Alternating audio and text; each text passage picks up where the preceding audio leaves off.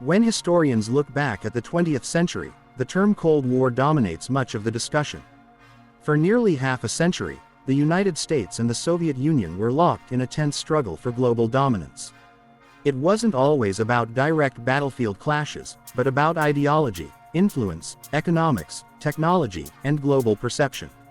The Americans stood for capitalism, democracy, and the promise of free markets, while the Soviets positioned themselves as the vanguard of communism, state control, and an alternative world order. This rivalry shaped almost every aspect of global politics, from proxy wars in Vietnam and Afghanistan to the nuclear arms race and the famous space race that put the first human on the moon. But in 1991, the Soviet Union collapsed, and for a moment, it seemed that the United States had triumphed decisively. It was hailed as the unipolar moment, where Washington emerged as the only true superpower on Earth. Globalization expanded rapidly, Western culture spread everywhere, and international institutions often bowed to American leadership. Yet history never stands still. Even as the United States enjoyed its unrivaled position, another player was quietly, steadily rising in the East: China. China had been a poor, agrarian society for much of the 20th century. But after Deng Xiaoping's reforms in the late 1970s, the Chinese economy transformed. Market reforms, manufacturing growth, foreign investment, and sheer demographic power allowed China to rise at breathtaking speed. In the span of just a few decades, China lifted hundreds of millions out of poverty and became the factory of the world. By the early 21st century, it was clear that China was no longer just another developing nation, it was a rising giant that had the potential to challenge American supremacy. The seeds of a new Cold War were sown not in the ashes of communism but in the dazzling lights of Shanghai and Shenzhen. Unlike the Soviet Union, China wasn't seeking to spread ideology through revolutions. Instead, it sought influence through trade, technology, infrastructure, and global partnerships. But as its economic power expanded, so did its political ambitions. And this is where its trajectory began to collide with America's.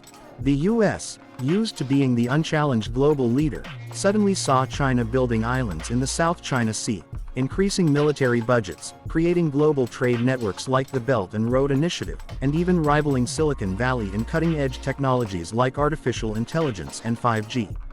The rivalry became inevitable. Just as the US once viewed the Soviet Union as an existential challenger, today it views China through a similar lens. And this is why many analysts now say we are entering a new Cold War. If the first Cold War was defined by nuclear weapons, space exploration, and ideological proxy wars, the new US-China Cold War is shaped by something far more complex: a fusion of economics, technology, military strategy, and global influence. Unlike the Soviet Union, which largely isolated itself from the capitalist world, China is deeply integrated into the global economy. American corporations depend on Chinese factories, and China relies on American markets and technology.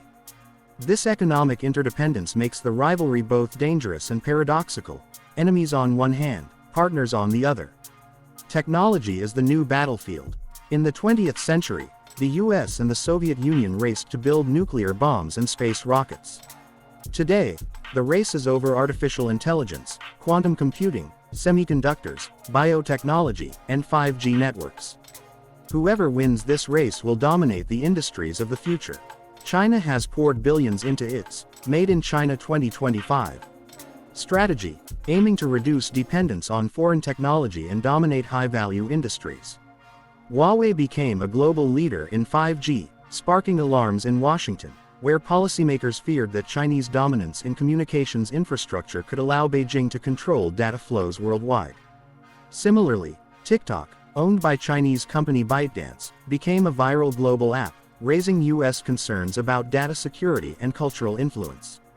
Meanwhile, the United States has taken drastic steps to limit China's access to cutting-edge semiconductors, the tiny chips that power everything from smartphones to fighter jets. Washington imposed export bans, pressured allies like the Netherlands and Japan to restrict advanced chip-making equipment, and subsidized domestic chip production through the CHIPS Act. To American leaders, this isn't just about economics, it's about national security. The clash over technology is not merely corporate rivalry. It is about who will shape the future world order. Just as nuclear deterrence defined the old Cold War, digital supremacy defines the new one. Military rivalry in the South China Sea. While economics and technology form one battlefield, military strategy forms another. China has dramatically modernized its armed forces over the past 3 decades.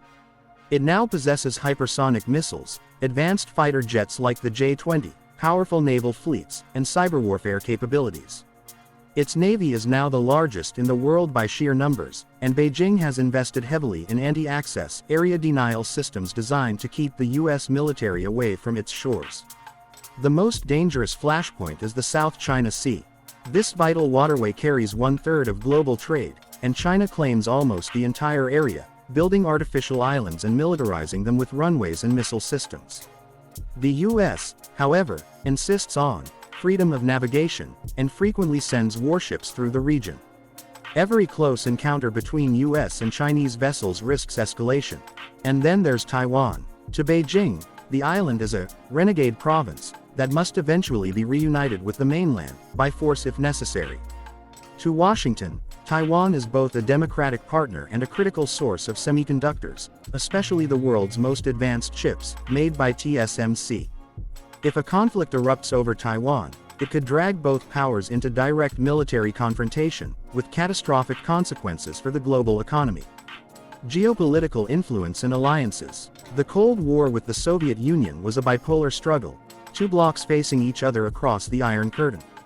The new Cold War, however, is far more multipolar. China has invested heavily in Africa, Latin America, and Southeast Asia through the Belt and Road Initiative, financing infrastructure projects like railways, ports, and highways. While critics call it debt trap diplomacy, many developing nations see it as an opportunity for growth. America, on the other hand, has doubled down on its alliances. NATO has been revitalized after Russia's invasion of Ukraine, and the US has strengthened Indo-Pacific partnerships through AUKUS, Australia, UK, US, and the Quad, US, India, Japan, Australia. Washington seeks to counterbalance China's rise by encircling it with allied powers, just as it once did with the Soviet Union. Yet unlike the Cold War with Moscow, the Global South doesn't see the conflict in black and white terms. Many countries want to benefit from both Washington and Beijing. This is why the new Cold War is less about ideological blocs and more about networks of influence. As we look toward the future, the question is not just whether the United States and China will clash, but how their rivalry will reshape the entire world. The consequences of this new Cold War extend far beyond Washington and Beijing. They ripple through every country, every economy, and every individual's life. The global economy in the crossfire. In the old Cold War, the US and the Soviet Union were largely separate economic systems. Today, the US and China are deeply intertwined. America depends on Chinese manufacturing for everything from iPhones to solar panels, while China relies on American consumers and financial systems. A total decoupling is nearly impossible without global chaos. Yet both sides are slowly trying to reduce dependency, the US with friend-shoring supply chains to countries like India, Vietnam, and Mexico, and China with its dual circulation strategy to boost domestic consumption. The risk is that the world could fracture into competing economic spheres, one centered around Washington, the other around Beijing. For smaller countries, this means choosing sides or attempting a delicate balancing act. For ordinary people, it could mean higher prices, disrupted supply chains, and slower innovation. The battle for ideas and values. Unlike the Cold War against the Soviets, the new Cold War is not strictly ideological. China isn't trying to export communism. But there is still a battle of values. The US champions democracy, freedom of speech, and human rights, while China promotes stability, state-led development, and national sovereignty. In Africa, Asia, and Latin America, many leaders admire China's rapid growth model, a system that delivered prosperity without political liberalization. At the same time, America continues to inspire with its culture, universities, innovation hubs, and political ideals. This competition isn't just about weapons or trade deals, it's about which system people see as more successful and legitimate. Climate, space, and global leadership. Ironically, while US and China compete fiercely, the world faces challenges that require cooperation: climate change, pandemics, and outer space. Both nations are the top emitters of greenhouse gases, and without collaboration, global climate goals are doomed. Both are racing to explore the Moon and Mars, potentially militarizing space in the process.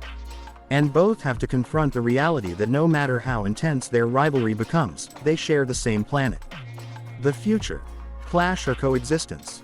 So, are we truly in a new Cold War? The answer depends on how you define it.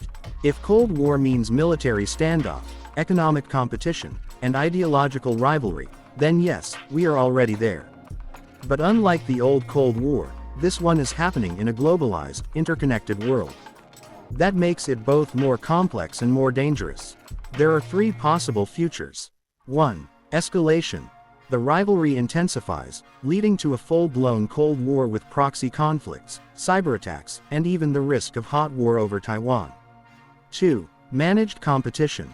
The US and China compete fiercely but establish guardrails to prevent war, similar to how Washington and Moscow used arms control agreements. 3. New order. Over time, power balances shift, and the world adapts to a multipolar system where both the US and China lead in different regions and domains.